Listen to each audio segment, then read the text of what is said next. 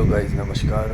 मेरे चैनल पे आपका स्वागत है। तो हम लोगों का प्लान बना गांव जाने का। हम लोगों ने बहुत दिन बाद गांव गया और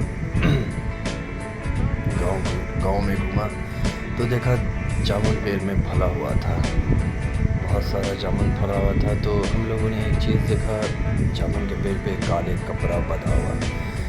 तो हम लोगों ने जानने की कोशिश की कि ये पेड़ पे काला कपड़ा क्यों बंधा हुआ है। तो हम लोगों के साथ एक प्रोफेसर साहब थे जिन्होंने JNU से PhD करा और LS कॉलेज में प्रोफेसर है। तो उनसे हमने जानने की कोशिश की और बात करने की कोशिश की। तो उन्होंने बताया, तो मैं आपको आगे दिखाऊंगा कुछ देर में। और पेड़ में बहुत सारा जामुन फला हुआ था, सबने तोड़ के खाया। तोड़ के खाने के बाद हम लोगों ने फिर प्रोफेसर साहब से जानने की कोशिश की और चलिए जानते हैं, उनसे बात करते हैं। तो साथियों, आपने बहुत से दरख्त को देखा होगा, लेकिन ये दरख्त कुछ खास इस मायने में भी हो जाता है कि आपने पेड़ में लपेटा हुआ कपड़ा नहीं देखा होगा। अगर देखा होगा तो लाल देखा होगा, काला नहीं देखा होगा। तो हमें लगता है हम लोग इस नतीजे पे पहुँचे हैं कि कहीं न कहीं इस पेड़ पे काले साये का प्रकोप रहा हो। और उसको क्या बोले थे, उसको तुम भूल गए। रहस्य।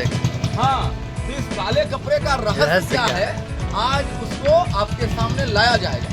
जैसा कि पूरे मोहल्ले में बात हुई, तो उस बात से ये पता चला कि एक ज़माना था जब यहाँ बकरियों का हुजूम हुआ करता था और बकरियाँ आक्रमण कर देती थी। और आक्रमण में होता था क्या कि आक्रमण करके इसका अतिक्रमण कर लेती थी वो, है ना। अब उस आक्रमण के अतिक्रमण को खत्म करने के लिए बकरियों के आक्रमण करके अतिक्रमण करने की प्रक्रिया को खत्म करने के लिए ये काले कपड़े को यहाँ लगा दिया गया। तो मूलभूत इसका जो मकसद है वो यही है बस, और काला है। सुजा भाई कुछ बोलेंगे क्या? सुजा भाई कुछ बोलेंगे? नहीं, बोल दीजिए।